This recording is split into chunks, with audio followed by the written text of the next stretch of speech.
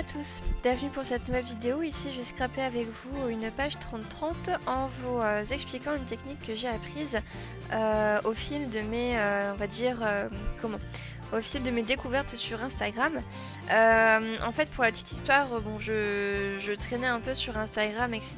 Et en fait, je suis tombée sur un post de Lindy's Gang, qui est la marque qui produit les Magical. Et en fait, dans le post, elle montrait le résultat de l'assemblage entre les poudres Magical et une pâte de texture. Et je trouvais l'idée assez intéressante du coup, et je me suis dit est-ce qu'il y a des tutos par rapport à ça pour voir un peu le résultat que ça pouvait faire. Et donc du coup j'ai regardé un petit peu sur YouTube et je suis tombée sur deux vidéos, notamment une qui explique vraiment bien, et d'ailleurs je vous la mets en description, le mélange que l'on peut avoir entre une pâte de texture et les Magical. Donc là vous voyez, donc depuis le début de la vidéo je vous montre un petit peu les résultats que je peux avoir. Donc moi j'ai deux sets de Magical, donc j'ai les Alexandra's Artist et les Under the Boardwalk. Et donc avec les Alexandra's Artist sont des poudres Magical qui sont irisées. Alors par contre le fait que ce soit irisé ça se voit pas vraiment sur tout ça. Par contre les couleurs sont très douces, ainsi que Under the Boardwalk où là c'est pas du tout irisé, mais on a des couleurs qui sont plus Pepsi. Et donc j'ai fait le test avec deux pâtes de texture plutôt, avec la pâte de texture Hailey Swap, qui est une pâte de texture on va dire un peu classique, qui a un aspect très liquide alors, elle a aussi la particularité d'être brillante en fait quand elle sèche et de coller un petit peu on va dire au cours du séchage. Et une seconde qui est la Distress Grift Paste, où là c'est plus une pâte de texture avec un aspect mur de briques en fait, mais en blanc. Donc du coup j'ai testé avec ces deux pâtes de texture là, et en fait le rendu n'est pas forcément le même. Donc voilà, moi personnellement je préfère le rendu avec la Hailey Swap, je trouve que c'est plus intéressant. Mais après pareil c'est un cas personnel. Et donc j'ai testé avec les Magical puisque j'avais vu le tuto avec les Magical, et je me suis dit bah les infusions c'est un peu le même principe que les Magical, sauf que les pigments qui sont à l'intérieur ne sont pas les mêmes, et du coup je me suis dit bah je vais tester avec les Magical pour voir un peu l'effet que ça peut faire. Donc du coup j'ai testé et je ne suis pas déçue du tout, limite je suis beaucoup plus enthousiaste avec les infusions et de la modeling paste, parce que oui c'est ça, la pâte de texture, parce que je trouve ça vraiment très intéressant. Et en plus j'ai l'impression que le brou de noix qui a à l'intérieur de la pigmentation des infusions ne se révèle pas tout à fait, et ça adoucit vachement les infusions. Donc du coup, là pour vous montrer un peu l'utilisation que je peux en faire, j'ai décidé de faire du coup cette page avec cette technique là. Donc en fait pour cette page j'ai utilisé la poudre à infusion Olive Tree, qui a une nuance de vert etc, qui est très sympa. Donc je dépose en fait mes pigments sur une palette. Alors au début je mets une toute petite pointe de modeling paste, et après avec moi j'appelle ça un couteau à peinture, mais je sais pas si c'est vraiment ce nom là, je viens mettre en fait de la matière du coup au niveau du pochoir pour que bah, forcément la pâte de texture puisse épouser le pochoir. Ici aussi par contre la subtilité qu'il peut y avoir, et je me suis rendu compte au niveau de mes tests, c'est qu'en fait on peut avoir deux effets possibles. C'est à dire qu'avec la modeling paste, si on l'utilise pas beaucoup on va dire mélangé avec la poudre à infusion, mais les Magical, on va avoir un peu un effet pas moucheté, mais on va avoir vraiment les pigments qui sont bien visibles.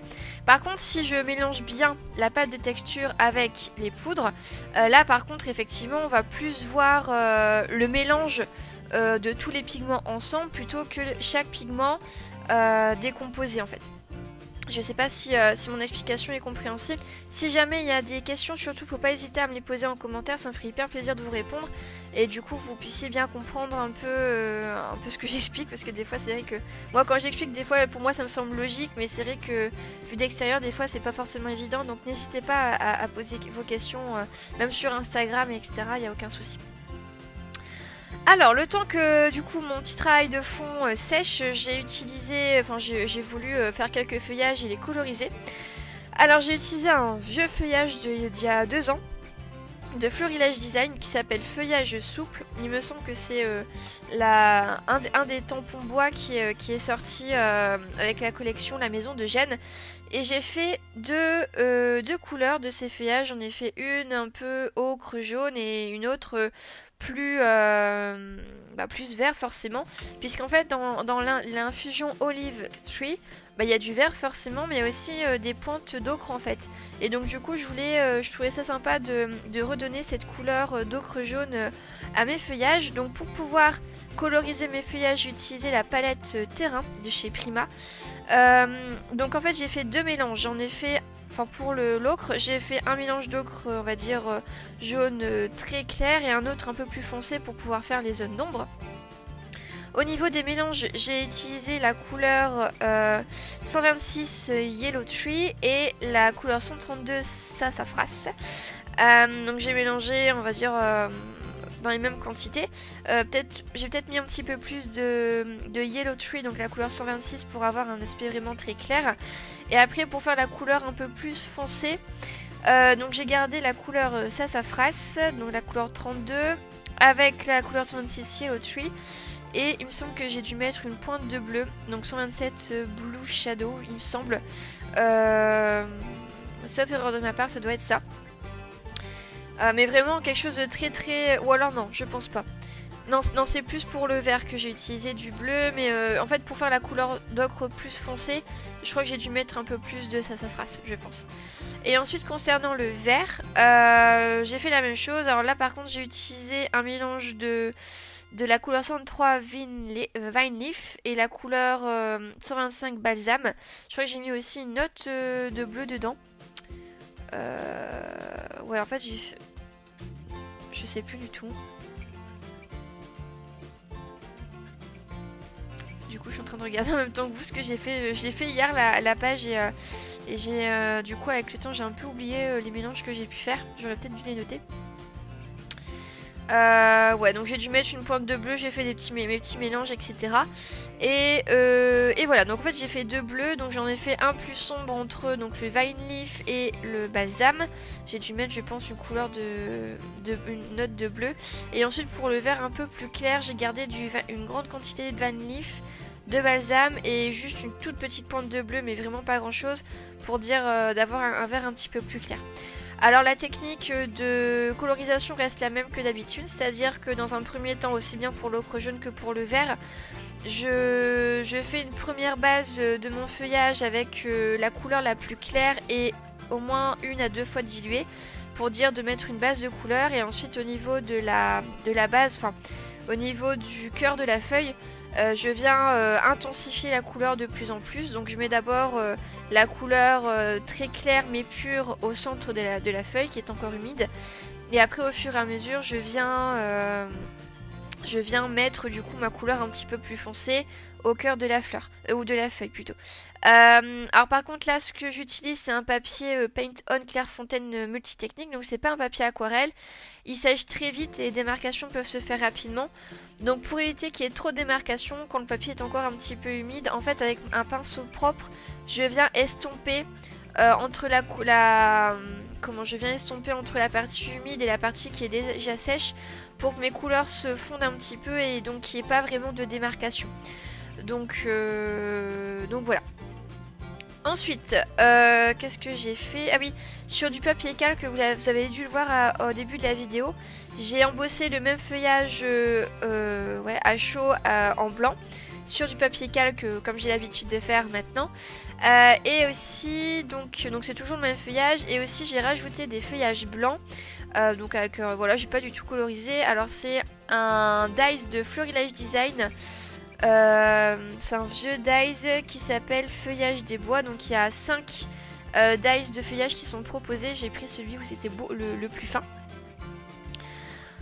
Ensuite, donc j'ai vu à peu près comment je voulais réaliser ma composition. Et alors, au départ, je m'étais dit, je vais mettre ma photo carrée, on va dire, au milieu de ma page, donc au milieu mon travail avec les infusions et la pâte de texture, sauf que je trouvais que ça faisait un peu bizarre et je voulais pas retravailler. En fait, je trouvais qu'au niveau de la, enfin pas de la tâche, mais au niveau du travail de fond, ça me suffisait et je voulais pas rajouter des raccords de pochoir, etc. J'avais peur que ça fasse bizarre.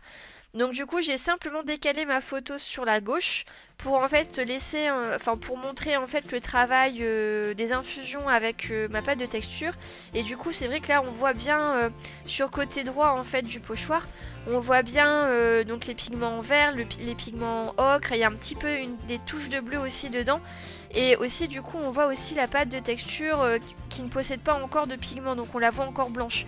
Donc vous voyez ça fait pas vraiment quelque chose d'homogène quand on mélange pas tous les pigments ensemble d'un seul coup. Justement ça permet de faire quelque chose qui est pas homogène du tout et donc de faire un truc assez sympa. Après si vous préférez avoir la couleur vraiment mélangée avec la couleur de l'infusion avec tous les pigments, dans ces cas-là, il faut vraiment bien mélanger avec le couteau à pinceau la pâte de texture avec les infusions. Donc voilà, donc une fois que j'ai fait tout ça, c'est bon. Ah oui, aussi j'ai mis en arrière-plan de ma photo, je trouvais que ça faisait un petit peu trop nu, du coup j'ai mis du papier de soie que j'ai pas du tout travaillé. De toute façon, il est naturellement chiffonné dans une caisse en dessous de mon bureau, donc j'ai pas eu besoin de le chiffonner plus que ça. J'ai rajouté quelques petites pinces de chez La Fée du Scrap que j'avais déjà colorisées dans des projets précédents. Et le titre que vous voyez, c'est aussi un titre de La Fée du Scrap. Ce sont des étiquettes essentielles métallisées qui s'appellent Plaisir Simple. Alors j'ai juste laissé ça pour le titre de ma photo. Comme j'ai l'habitude de faire, donc là vous l'avez vu, j'ai tracé un trait tout autour de ma page pour bien cadrer mon travail. Je l'ai dit cet après-midi en live, c'est un peu psychorigide, je sais pas, mais j'aime beaucoup finir mon travail avec un trait très fin, même si on le voit pas vraiment. Je trouve que quand on le voit réellement, ça finit vraiment bien la page. J'ai mis quelques gouttes d'encre de Chine pour donner du contraste. Et là, je n'avais pas forcément envie de mettre des écritures dans le fond pour que le contraste se fasse. Les gouttes d'encre de Chine me suffisaient.